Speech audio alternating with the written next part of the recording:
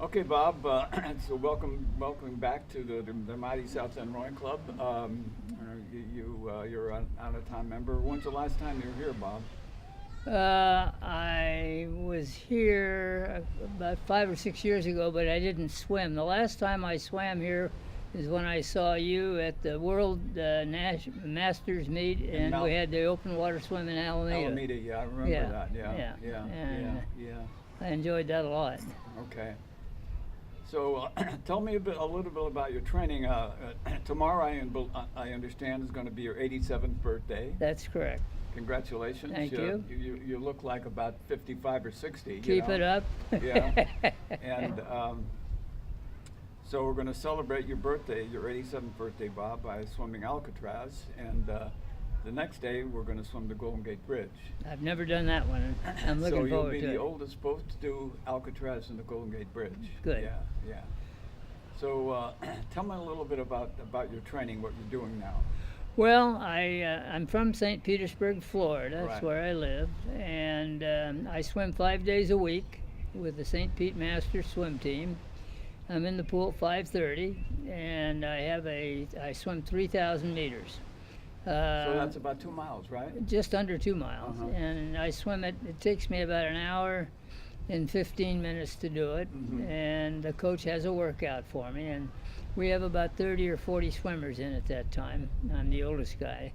And like I say, I do it 5 days a week, Monday through Friday, and then take the weekend off. And so it's a great swim. We have a beautiful 50-meter pool right on Tampa Bay. Watch the sun come up over the bay. It's really a great experience. What does your workout consist of, Bob? Do you do intervals or? I do intervals. I do mostly long distance interval. I'll do 500s, maybe 1,500 straight, just to get in the the long distance boring swims. And in my age group, 85 to 89, there's really not very many long distance swimmers. So it's not so much a question of speed as it is finishing it. Yeah, right. And so right, that's what I'm. Yeah. As I've been in, I was one of the founders of Masters along with 4 or 5 other guys. And there's U.S. Masters? U.S. Masters. And although I did well in competition, there was always 2 or 3 guys that were always way ahead of me. And who are those guys? Probably Bumpy Jones Bumpy and Jones, Phil yeah. and Graham Johnson. Olympians, yeah. Yeah, Olympians. They both swam against each other in the Olympics. And so, regardless of how hard I trained and how fast I got, I could never beat them. Bumpy Jones was on our relay Maui Channel relay in 1974. Yeah. Yeah. Okay. And his daughter, I met his daughter over there a couple of years ago. And Right. She's swimming every year. Oh, is she? Yeah. I was on a couple of those channels. Right. swim, Yeah. With Jerry Smith. Yeah, right. Yeah. Right. In Yeah. fact, I saw my picture upstairs. Right. Yeah. That's fantastic. Yeah. So we're going again this year, and it'll almost be my 50th year, and we're going to do the Maui Channel and then the rough water swim at Waikiki. Right, I've been that one. Yeah. Which is almost 1,000 people. Yeah, that Yeah. is. Well, that's great. And I love the water temperature over there. Now, how old are you, Robert? I'm 78. Yeah, just a pup. A pup compared to you. Yeah. Do me a favor real quick while we have a break. Just go stand next to Bob just to get a picture of you two together, just while we have it. Right. Bob Roper and Bob Beach, 2 great swimmers, Longtime friends. longtime friends. Good job. Yeah. Thank you. Well, and I want to say to Bob, thank you very much, because he put this whole thing together. This was his idea. Well, when you called me several months ago, Bob, and Bob said, do you still have an Alcatraz swim? And I said, yeah, we have one. He said, well, what date is it? I says, well, I'll check up and let you know. And he says, well, my birthday is going to be the 26th of July, and I'll be 87 years old. And so I got a pregnant idea. I guess everybody knows what a pregnant idea is. And I says, Bob, I says, how about coming out and swimming Alcatraz on your 87th birthday? and then swimming the Golden Gate the day after. So all I hear was the phone drop, and he passed out. But then I took my drugs, and then we continued to talk. I'm very excited about this. We got a real good team involved. Hopefully the weather can be like this. The only thing that stops us and stops open water swimming, especially in the bay, is fog. Now, with Alcatraz, you can probably get by with fog, but with the Golden Gate, if it's sucked in, you know. Yeah. Because you got 2 lanes of traffic Right. coming in and going out, you Right. know, and it's a little spicy. So on the Alcatraz swim, how many will be on? We've got 2 boats, the one that accompanies me and one with the. We'll have 2 kayakers. You know, I've got to talk to John Grunstad too. We got Randy Brown. I don't know if you know Randy. He's a great open water swimmer, raised in Hawaii. And he and John Grunstad will be in a kayak. We have a club inflatable, and then we have Andy Stock, who has a motorboat, the Full House. How many will be on the motorboat? Probably Andy, and then Tom Boyle and me. yeah, and then a media call from Florida yesterday, and they're going to call their affiliate station here in KGO, and they haven't got a hold of me. But if they come, I'd like to get them on the boat too. So how many are we talking about altogether? you think? 5. 5? Yeah. With the 2 kayakers? No, the kayakers will paddle out by themselves.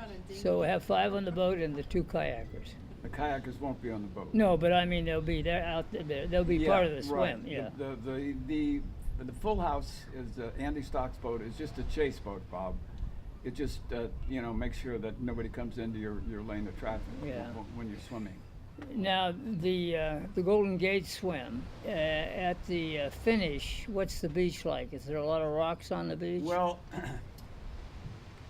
to tell you the truth, both tides are very kind of tricky. They're very strong velocities, and they're both on the ebb cycles. That means the outgoing tide. So we got to be very patient to make sure and wait for that ebb tide to diminish before you go over. You have a lot of latitude on Alcatraz, but the Golden Gate is really like threading a needle. So I always like to start Golden Gate swim from south to north. You start on the beach at Fort Point and swim to Lime Rock, but you can only do that on a flood swim. Unfortunately, on Thursday, it's on an ebb cycle. So we'll have to start north to south, okay? And we'll have to start way after maximum ebb. Which is what time?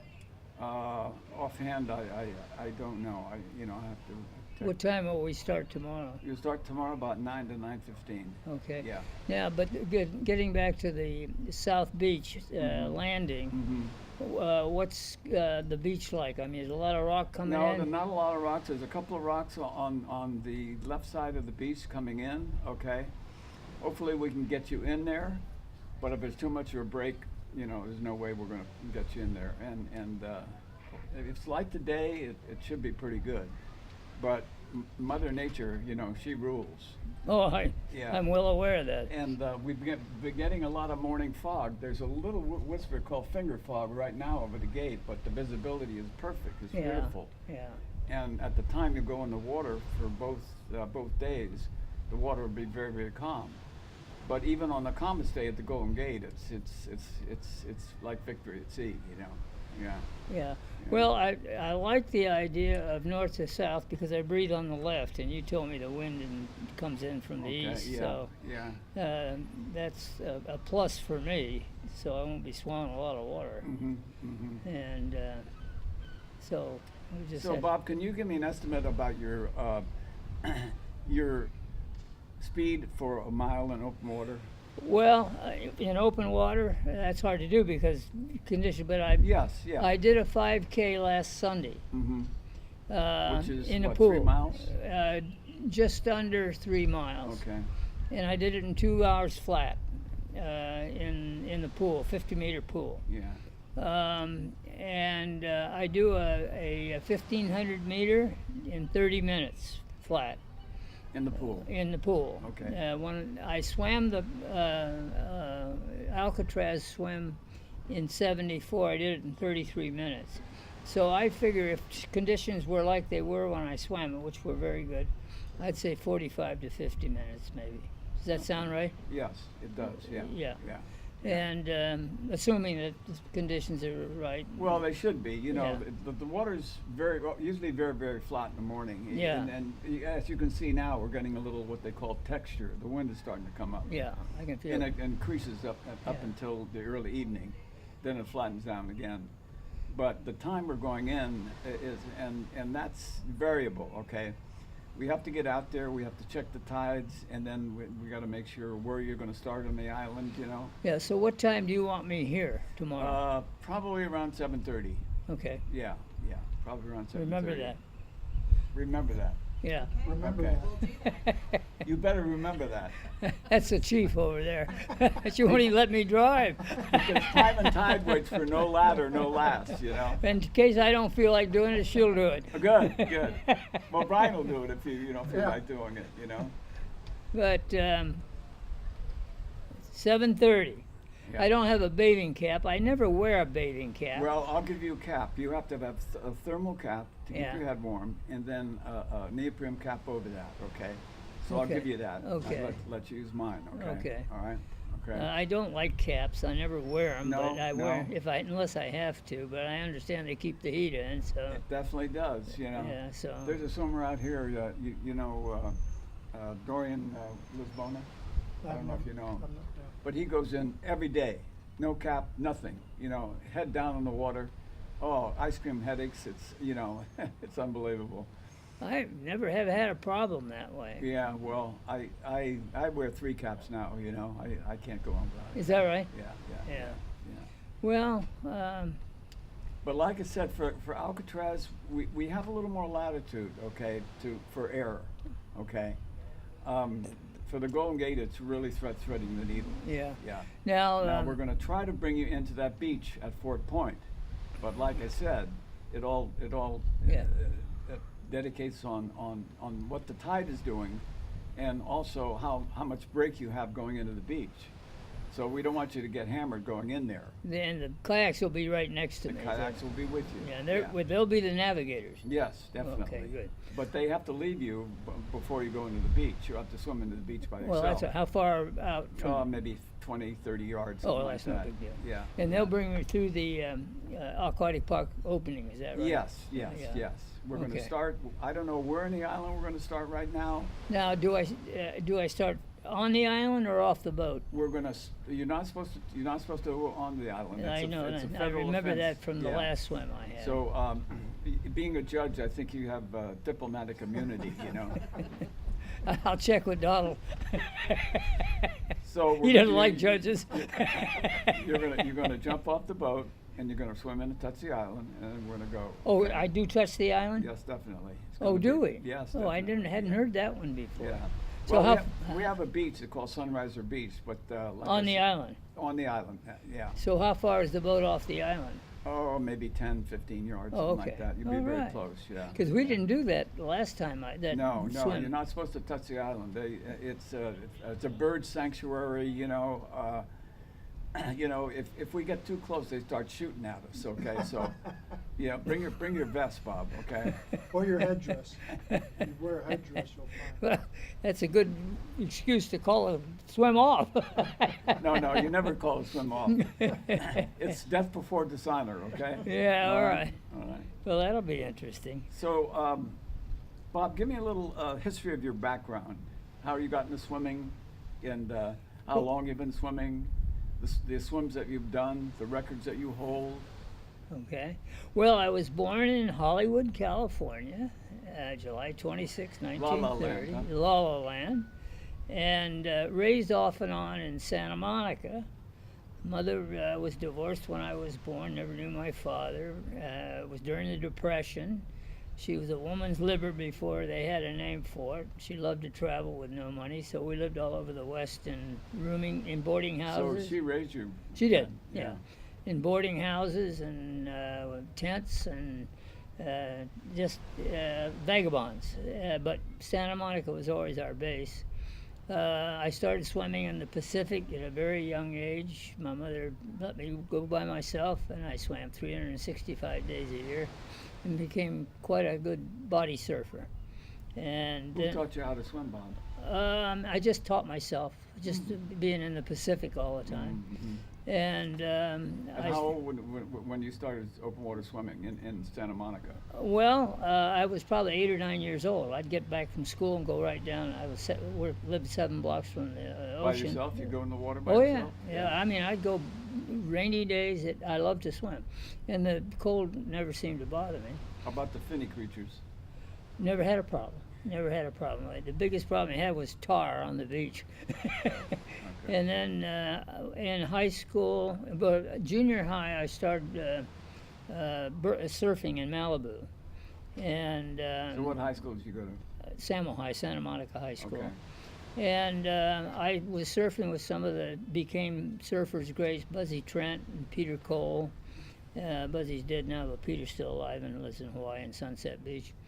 I wasn't much of a surfer, but I was a good body surfer. And then I got kicked out of Samo High for being a bad boy.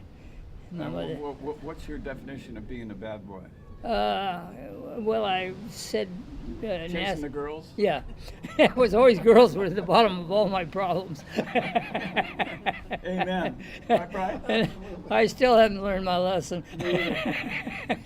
But anyway, Did you catch any of them? that was the big problem when I caught them. I'm still chasing them now, but I'm not catching them. But anyway, mother sent me to Army Navy Academy in Carlsbad, California, and that's where they didn't have a. I was on the swim team at Samo High for 1 semester, and we broke a CIF relay record. I was on that. I was the backstroker, and that was my main stroke, was backstroking in competition. 1 year in Samo High, didn't have a swim team in Army Navy, and then I went to University of California at Santa Barbara for a semester, and I flunked out of there, and then went back to Santa Monica. Because of the girls? Probably. Yeah. I don't want to tell you, but then I went back to Santa Monica and worked in Malibu in a As liquor. what? Pardon? I started off as a dishwasher, and then I worked my way up to the Fish Market liquor store. And we were the only liquor store in Malibu, so I got to know a lot of the movie stars there. And Was John Barleycorn in there? yes, a lot of it. And then I went to Santa Monica Junior College before it became City College, and I didn't participate in swimming after that, and I didn't swim. Why? Well, I didn't have any reason to. I mean, I was working and so forth, and then I ended up in Florida when I was 21. I got fired from Douglas Aircraft, and you got fired from Douglas, there wasn't any other place to go. So Douglas in Santa Monica? it was in Santa Monica. And what made you go to Florida, Bob? I wanted to get away from Southern California. I was just partying too much. I was in a young studio crowd, hanging out at Malibu all the time, missing work Fridays and Mondays, and I could see I wasn't getting anywhere. And so a friend recommended Florida, and I ended up in Tampa, Florida, as a bartender in a strip joint for 5 years, and went to the University of Tampa and graduated. I worked split shift for 8 years. I graduated from the University of Tampa, and then went to Stetson Law School in St. Petersburg, where I'm now living, and worked as a bartender going to law school, worked 60 hours a week. I graduated at the bottom of my class in college and in law school. Practiced law for 9 years with a What kind of law, Bob? I was mostly a defense lawyer for insurance companies, Okay. and did a lot of appellate work. Mm-hmm. And I worked 9 years with Paul Roney, who later became chief judge of the 11th U.S. Circuit Court of Appeals. And I went on. I was appointed by Governor Claude Kirk to the bench at 37. I was appointed as a circuit judge, which is like your Superior Court judge here in California. I'm a member of the California Bar, as a matter of fact. I noticed. Yeah, how many bars are you a member of, Bob? About 5? Yeah, California, Florida, Colorado, Washington, D.C., and the federal bar in Florida. And Now, what is a federal bar?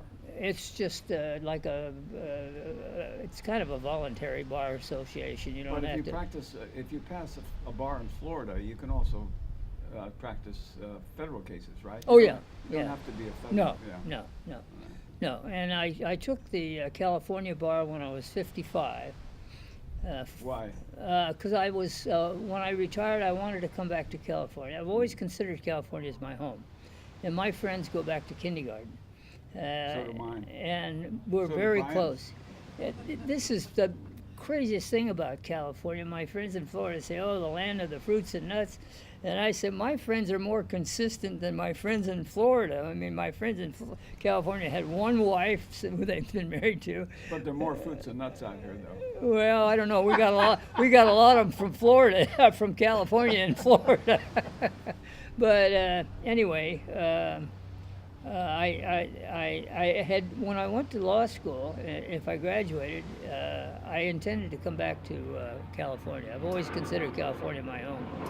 And but I got married while I was in law school and had kids, and so How old? how old was I when I got married? 26. Okay. And so I started having kids. I had 4 Where'd you kids. meet your wife? I met her in Florida at a racetrack. Okay. And she was from New York City. And so we got married, and I stayed in Florida. When you say a racetrack, where'd you meet her? How did you meet her at a racetrack? At a horse track. Well, I went out to see my best friend who worked at the horse track. And while I was out there, I ran into the owner of the bar I worked at, and he was with this young girl. And he said, I've been meaning for you to meet her. She's down here from New York with her mother, who is not well. And we met, and within 6 months we were married. So and we had a nice life for 20 years, and grew apart and divorced, and then I got remarried. How many children did you have? 4. 4. I have 4 children, 4 grandchildren, 2 great-grandchildren, and 2 great-grandchildren on the way. I didn't know I'd be so prolific. But then when I graduated from law school in St. Petersburg, I stayed, went to work for a lawyer, a wonderful man, a Harvard graduate, and then I went on the bench at 37.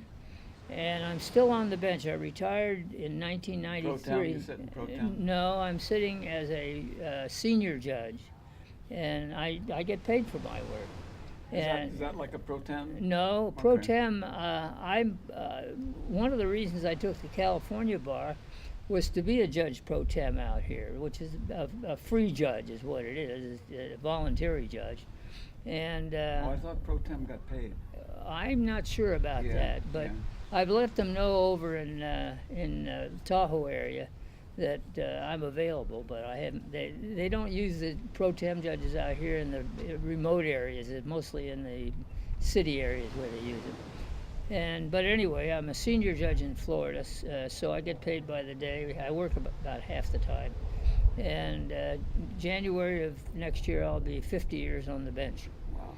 And so I'm the most senior judge in Florida. So do you have a retirement from the bench? I got a great retirement. Yeah. Before I get up in the morning, they put $8,700 in my bank account every month, Good. and I blow it.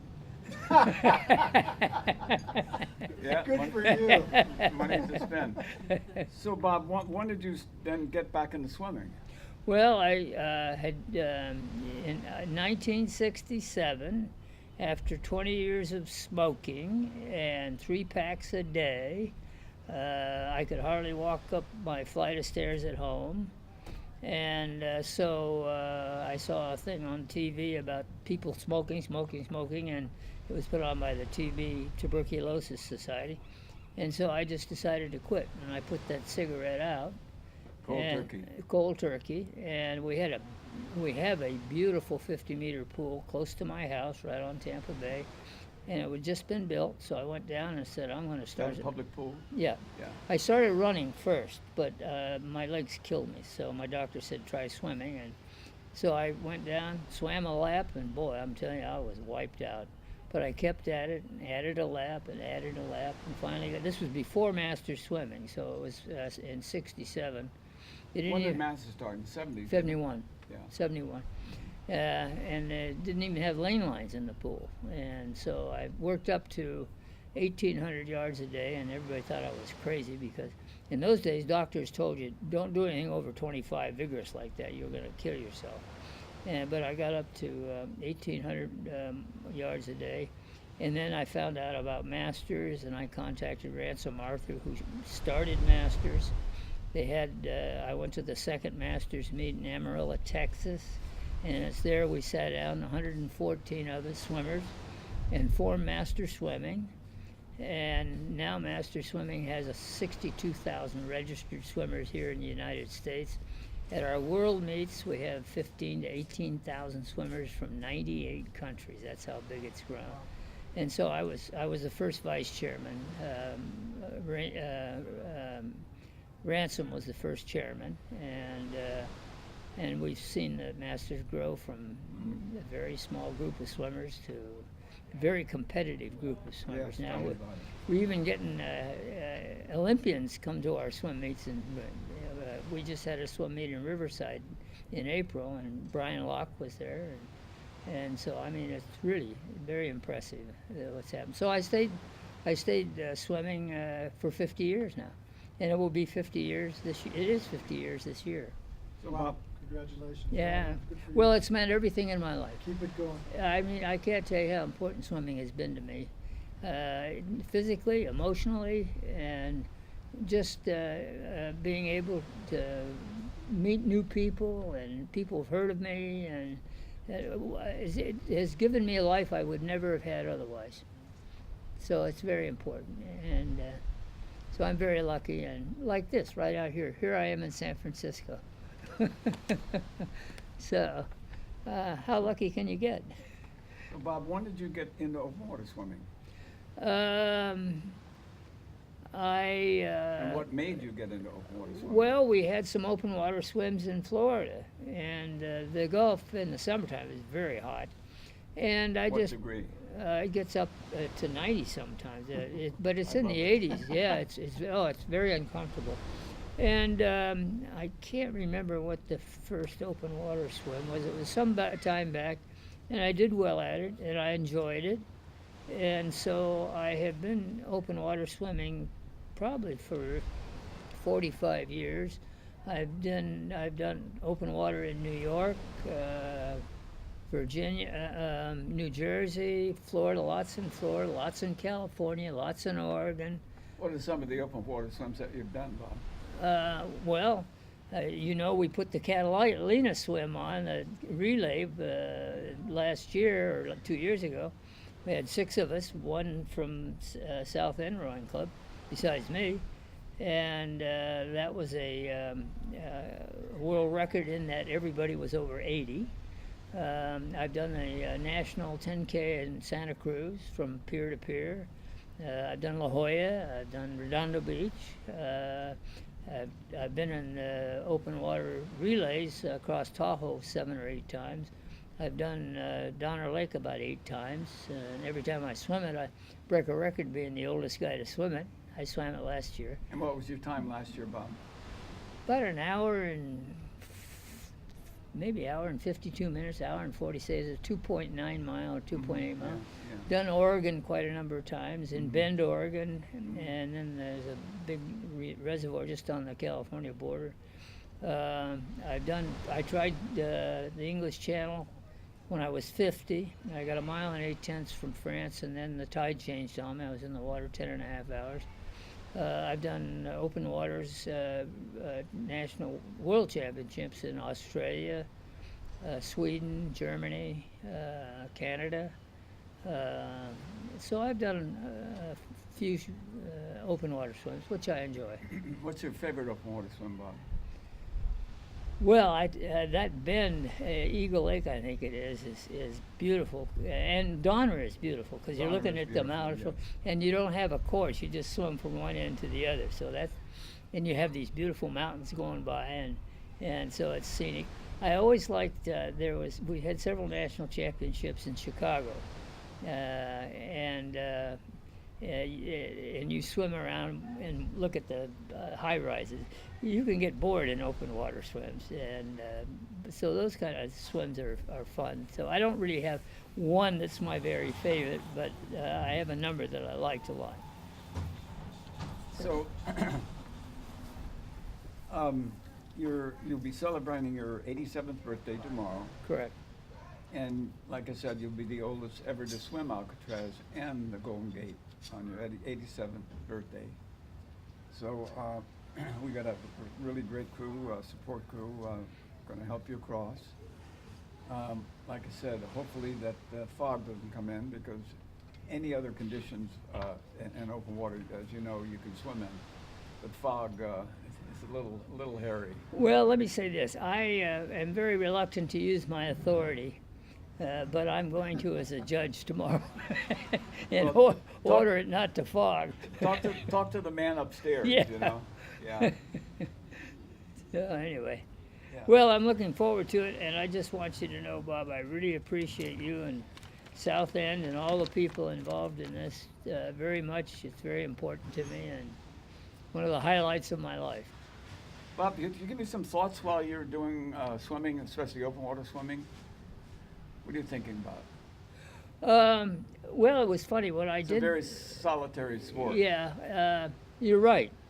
And you do a lot of thinking during these things. And like, for instance, when I did the English Channel, I had determined before I swam it that I would start reminiscing over my life, beginning at my first memories. And I figured... Repenting, you mean? Well, that too. And I figured I was being punished enough for it during the swim. So anyway, so I usually think about sometimes present day events, problems we may be having. I think about, I have great memories of the past, especially growing up in Santa Monica, and I love to think about those things. And as you know, having friends from the past, when you get around, you keep bringing up the same old memories time after time. They get better and better. Yeah. And And the bullshit gets better. that's Bob, what I'm yeah. talking about. I didn't want to use that term, but you're right on that. And so I think about the past a lot. In fact, I'm a very retro person. I live in the past. I do not do the internet or the computer. I don't know anything about it. Oh, there's a man after my own heart. Yeah. Yeah. And all I listen to are the big band music from the 30s and the 40s. My memories are so great in the past that I don't need all this other stuff to take a hold of my life. Yeah. So that's what I usually think about. It's usually the past, and of course I'm looking up every once in a while, see where I am and see how much further I got to go. And So what do you think has changed in swimming, especially open water swimming, since you started 50 years ago? it's become a lot more competitive. And the amazing thing about our swimming is we have guys in their 50s and 60s that could make college teams. It is absolutely unbelievable. Yeah. And whereas when we started, it was more social. It was fun to beat a guy, but then you went off and had a few drinks and chatted and so forth. And not that they don't still have that comradeship, but it's far more competitive now. And the young people are swimming longer distances at their workouts, and they're more into the science of swimming and workouts.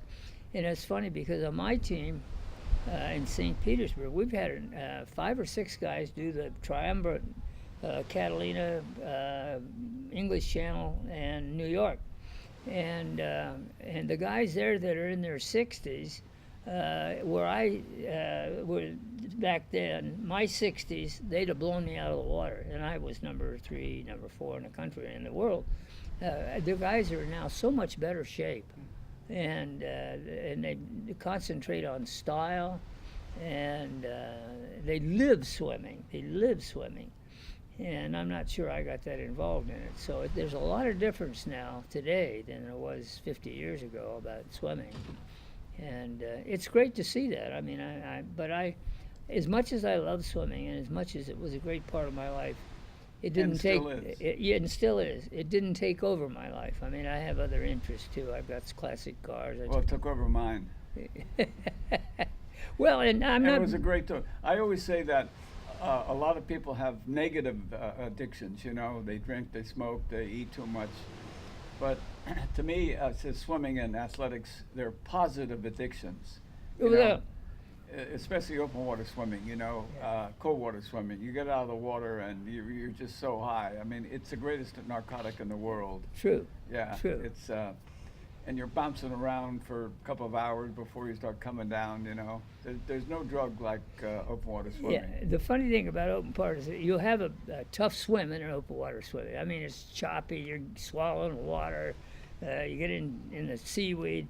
You get over it, and you forget all that bad part, and you feel really terrific. Yeah, especially when you get out. Have you ever been injured in open water swimming, Bob, or swimming? I got some. I've had scratches coming up from. I fell down in rocks when I came the Catalina swim, and cut my knee pretty bad, but nothing real serious. And the kelp out here is tough. If you get in a lot of kelp. You mean Southern California? In Southern California, yeah, Southern California. And the problem is I cramp easy, and if you get in kelp and you're trying to fight your way out, then you get a cramp. And so I did that in a open water national swim in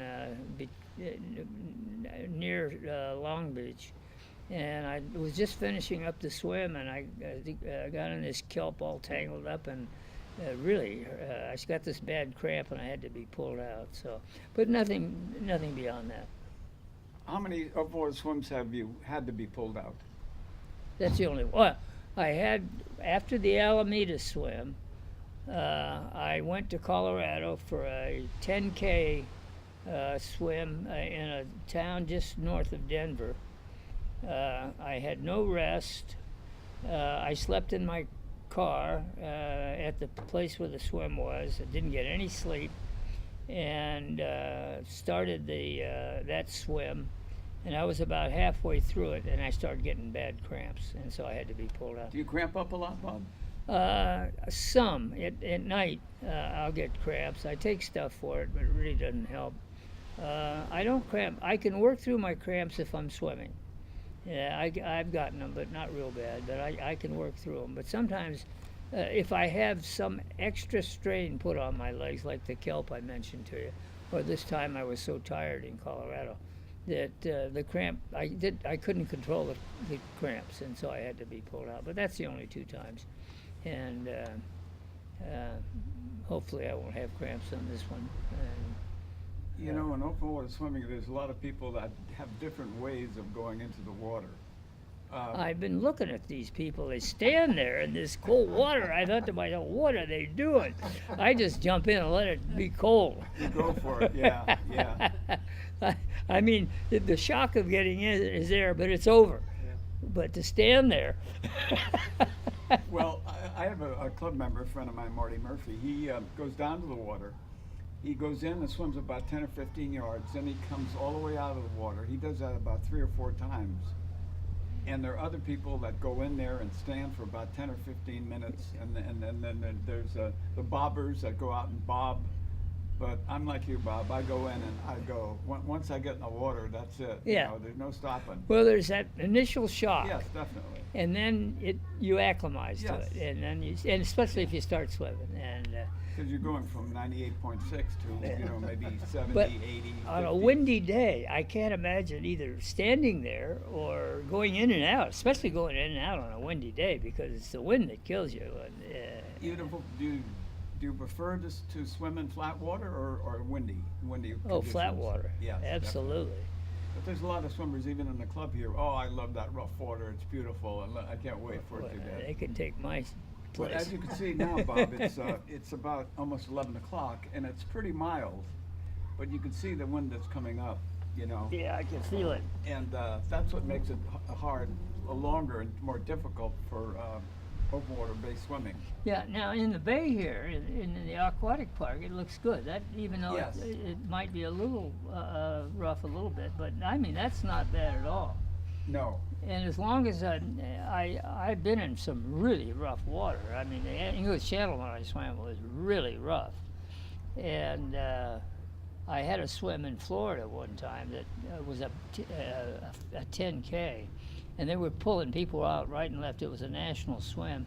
And during the swim, I got a microbe in my eye, one of those things that'll burn the hell out of your eye. Like a jellyfish or what? No, it wasn't. It's a little microbe of a animal, and it just will scold your eye. I had to go to the hospital after the swim, but I stuck it out, and it was rough. I mean, really rough. And so I'll fight it as long as I can, but I don't like those. I'm not. Don't want to self-torture myself like that. Yeah, yeah.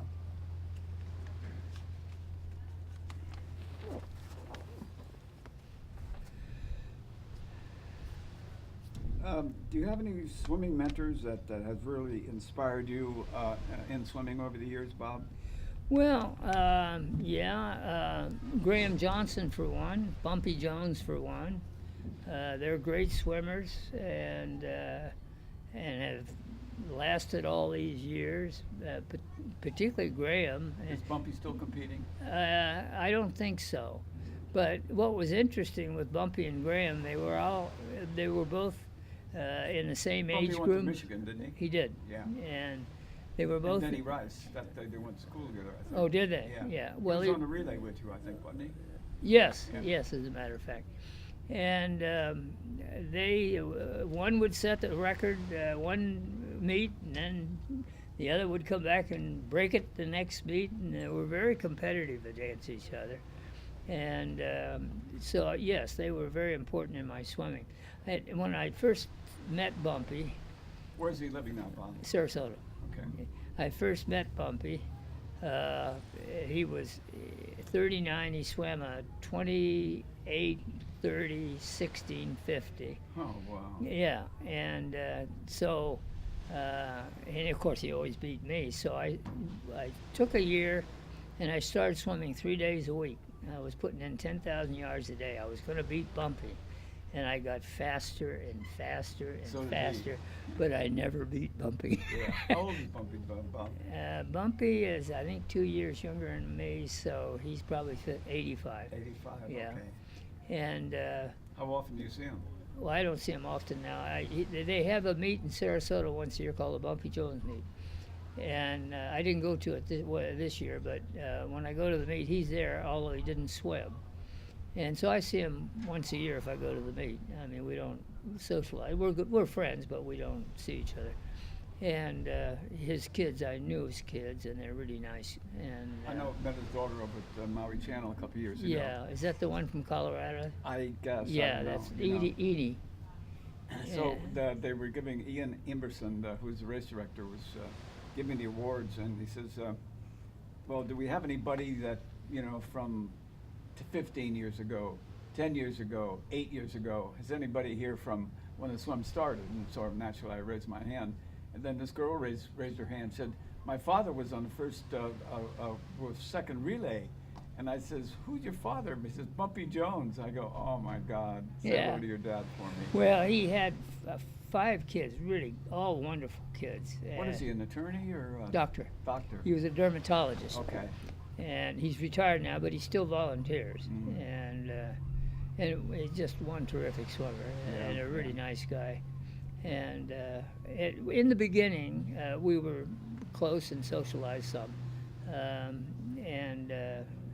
But he was a great contributor to master swimming, as well as Graham Johnson. And Graham is still swimming. And Graham is a little older than you, Bob, isn't he? No, he's a year younger than I am. A year younger. Yeah. And But he was a gold medalist, wasn't he? in the 52 Olympics, I think it was. And he set all the world records over and over again. And now he's gotten out of the distance swimming, so he leaves that to me. So what are some of your swimming records, Bob? I had, Masters? yeah, I had some postal swims, 5,000 meter, 10,000 meter.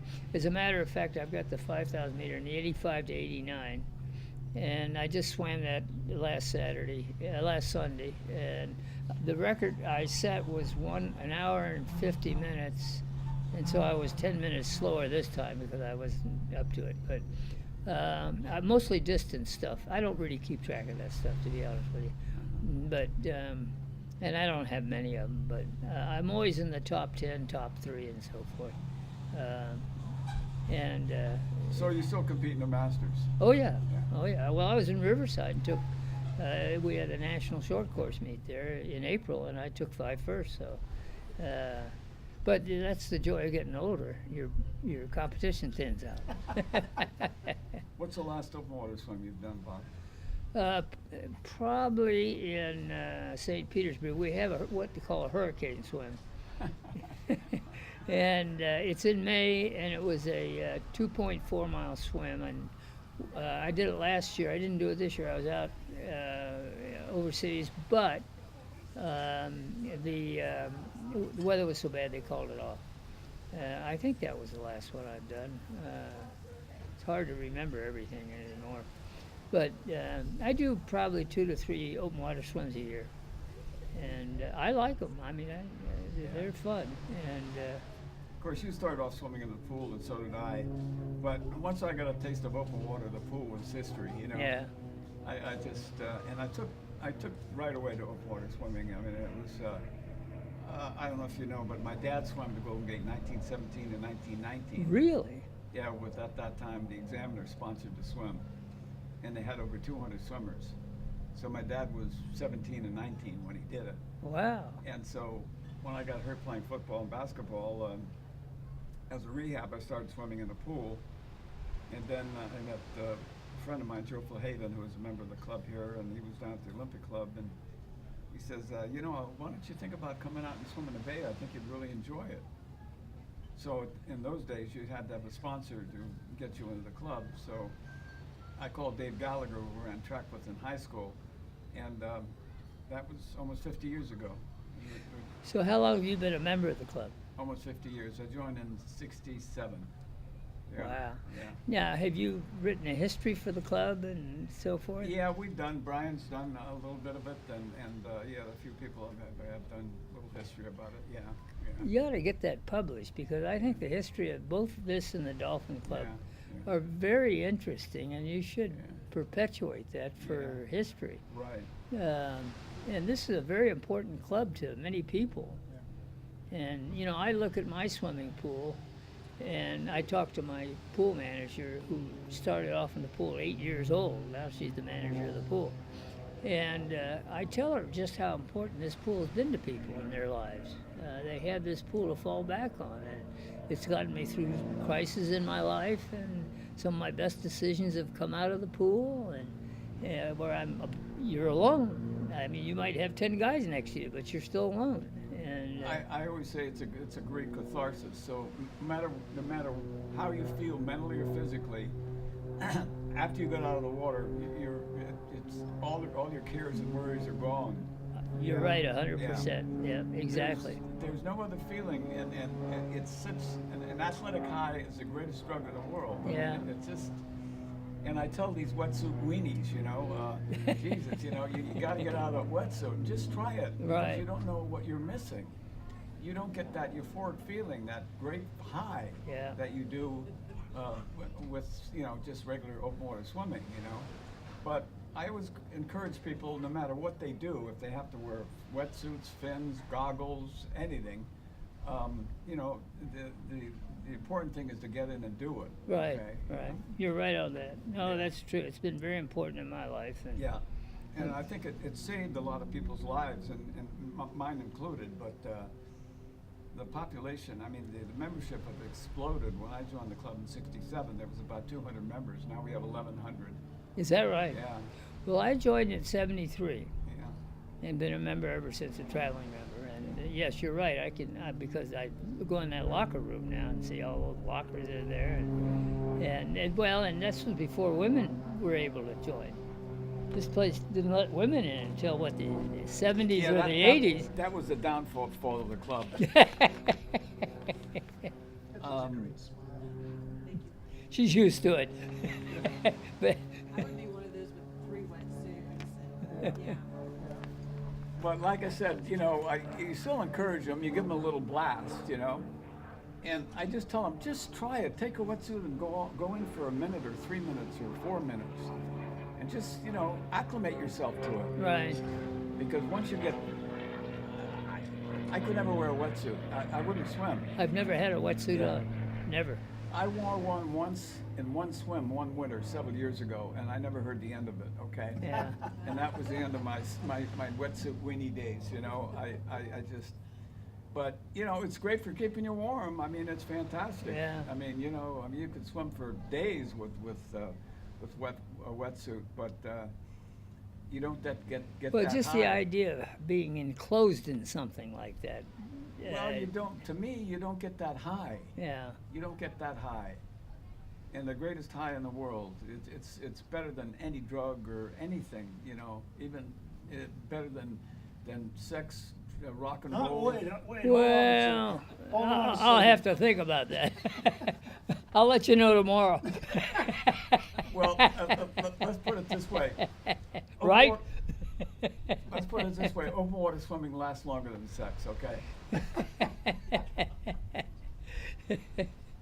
Well, I really can't compare the two. Even though, well, I won't say. Enough is enough. But anyway, Okay. What are some of your last thoughts about coming out here and swimming at your age, and you're a great testament of swimming and longevity, and your spirit is indomitable. And as you know, Bob, open water swimming is probably 90% mental, you know, and you have to have the tools naturally, but you know, especially distance swimming. well, and you say it's 90% mental, and this 90% started about a month ago with me. And I've been thinking about this swim and hoping that I can handle the cold, All right. and hoping I don't get cramps, and hoping the weather's good, and doing all these things, even though I've swam in conditions worse than this, the fact that I'm doing this swim, and so many people know I'm doing this swim, that it behooves me to Well, make sure I swim it. Let us put it this way, So Bob. that's been on my mind. If you don't finish the swim, I suggest that you don't go back to Florida, okay? Well, or California. Now, let me ask you one thing, Bob. I know your name is Beach, but I was very surprised that you live on Beach Street, Beach Drive. Beach Drive. And It's you- not named after me. it's not named No, after you. it's a Okay. very popular street in St. Petersburg. Did you move there because of the name? No, I bought a condo there 40 years ago after my divorce, and about a little 1,130 square foot condo where I have lived ever since. And this was in the highest building on the west coast of Florida. The downtown area at that time was very depressed. It was closed, stores had closed. It was not a nice area to live in, but the view is absolutely spectacular. And I paid $55,000 for this little condo And what year was that? in 1977, Wow, 78. That's a lot of money, though. It was, Yeah. but in the meantime, the downtown area has been rejuvenated, and now we have condos up and down that are $1 million, $2 million condos. And it is the place in Florida to come to because it's got all these restaurants, and it's right on the water, and we have a beautiful pier, and the view is spectacular. And now my condo is worth about $500,000. and it's a small condo. And of course, they don't have the 1, value. 2 bedrooms. One bedroom, and they don't have the values that they have here in California, particularly in San Francisco. But nevertheless, for Florida, it's a very ideal place. So I was just fortunate to get on Beach Drive. So I've had a lot of fun with the fact that I live on Beach Drive. I buy a lot of stuff over the phone, catalogs and so forth, and they always want your address, and then I have a chance to. It opens up a conversation with the girl on the phone, and so anyway, I love the idea that I can have my name, and I always tell them, yeah. Yeah, they have a Tui Drive on the Sunset. Yeah, it's called the Tui Beach Drive. You know. Oh, is that right? Yeah. Yeah. Well. Really? So Bob, tell me, are you a little apprehensive or nervous about these swims? Absolutely. I know you've done Alcatraz, but you've never done the Gate. You know. I'm worried about Alcatraz. You know, it's funny about open water swimming, and I'm sure no matter what your proficiency is in open water swimming, you always get, those butterflies Absolutely. before the swim. Because, as you know, in open water swimming, a lot of things could go wrong. That's right, and that's exactly why. Yeah. So, no, I don't take for granted these swims. I mean, it may look like an easy swim, but for instance, in open water swimming, especially competition swimming, you run into a guy accidentally or he slugs you, you're out of the race. And that happens easy enough. So when I swim open water competition, I start from the extreme right. I'm right on the right because I breathe on the left, and I let them all go ahead of me because I know most of them are amateurs, and eventually I'll catch them at a steady rate. And I don't want to be in the pack when they start with everybody punching everybody. So all asses and elbows. Yeah. So I'll let them go ahead, and then I'll finally catch up with them, and I won't change my speed or anything of that kind. So, yeah, you don't know in open water swimming. Anything you have, like when I did the English Channel, I was just covered with jellyfish. But the beauty about it was so cold. It was 58 degrees the whole swim, and all I had was that grease they let you put on. And those jellyfish kept me warm. Really, I didn't have any problem with them. And Was it jam or jelly? it was jelly. Now, what are your children? Are your children into swimming, Bob? No, I have my oldest child is she just turned 60, very beautiful girl. She's a school teacher, and my second Where? in Sebring, Florida, where they have the Sebring Grand Prix. I have a second daughter is in St. Petersburg. She's single, no children, and she's working in a very good job. I have a son. I have another child who was born with severe brain damage, so she's been in a hospital all of her life. And then my last child was my boy. Finally had a son, and he was in submarines for 22 years, and now he's in. So I guess he knew how to swim too, then, huh? Yes, he knows how to swim, and he's in military security now, independently. Are they all living in Florida, Bob? No, well, let's see. Yes, they are, as a matter of fact. And then How often do you see them? One that lives in St. Pete I see probably once a week, and we talk every day. The one in Sebring I see once every couple months, and I see Paul once every couple months. We're on the phone quite. We're all very close, and we have a good relationship, and they put up with that. And Did you teach them how to swim, Bob? yeah, they know how to swim, but they never got interested in it, and I didn't. You know, a lot of parents hope their children follow them in either their hobbies or interests or vocations. I never encouraged my kids to become lawyers, and they didn't. Thank God. Yeah, right. And so I let them lead pretty independent lives, and they've all been successful. They're not making lots of money. One's doing pretty well, but they're happy. And But that's that $8,700 a month helps them, though. well, when they need it. If there's any left at the end of the month. Well, swimming is pretty cheap. All you need is a pair of goggles and a suit. It you know? is. It is. It's not like you have to have a $5,000 bike or $10,000 bike, or you have to have $500 running shoes, and your suits might be the most expensive thing you're paying.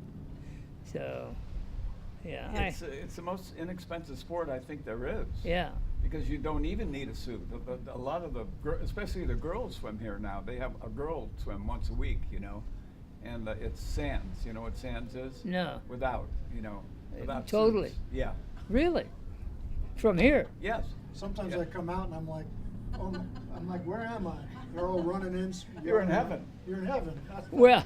And that also includes a shower and a sauna, Bob. Yeah. Okay. Is that right? Yeah. That's great. Well, one of the Maui Channel swims that I had, I was always first because I was the fastest on the team. So I started off from that island. Lanai. Yeah. And I swam out to my boat. It was a big sailboat with a motor, and it didn't start. And so yeah, Captain Jolly, wasn't it? Yeah. Yeah, and so they said, go ahead and catch that boat over there. So it was an all-woman's boat. So I swim over to it, and they were all topless. So I said, hey, this is the boat for me. And so I swam about an hour with them. I was just having a great time, and then my boat pop, pop, pop, pop comes up, and so anyway. Bob, when you swim your distance in the water, an open water swim, do you feel tired or fatigued after you come down after that, you know, the high? What are your feelings after you get out of the water? I mean, Relieved. Relief, yeah. But Yeah, you're I'm glad physical. I finished. Yeah, and I'm very tired. And at my age now, when I come out, it's my gait, my leg strength is not there, and so I have Yes. to be careful not to fall down. Yeah. And then once I get walking, I'm okay, Yeah. and I'm getting over the cold part. Yes. If there's a wind when I get out, I end up being colder outside the water than I do inside the water. Yeah. But I am exhausted, there's no question. But I feel better just the fact that it's over. And it takes me about 15 or 20 minutes to come back to a normal feeling. Mm-hmm. And I'm sure if I finish this, when I come out, I'm going to be cold. Then stagger up to the shower and the sauna. the water's edge, yeah.